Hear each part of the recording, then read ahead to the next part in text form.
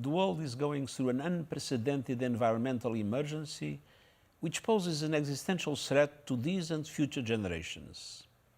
People need to know about these, and journalists and media workers have a key role in informing and educating them.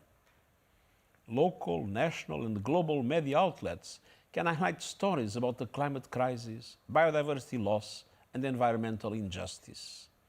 Through their work, people come to understand the plight of our planet and are mobilized and empowered to take action for change. Media workers also document environmental degradation, and they provide evidence of environmental vandalism that helps to hold those responsible to account. It is no surprise that some powerful people, companies and institutions will stop at nothing to prevent environmental journalists from doing their jobs.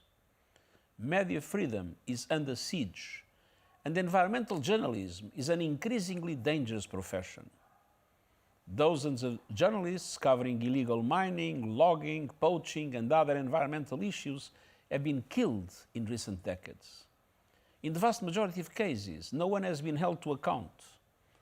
UNESCO reports that in the past 15 years, there have been some 750 attacks on journalists and news outlets reporting on environmental issues, and the frequency of such attacks is rising.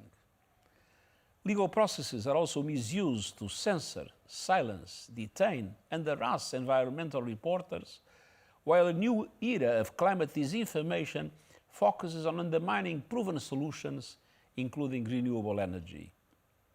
But environmental journalists are not the only ones at risk. Around the world, media workers are risking their lives trying to bring us news on everything from war to democracy. I'm shocked and appalled by the high number of journalists killed in Israeli military operations in Gaza. The United Nations recognizes the invaluable work of journalists and media professionals to ensure that the public is informed and engaged. Without facts, we cannot fight mis and disinformation.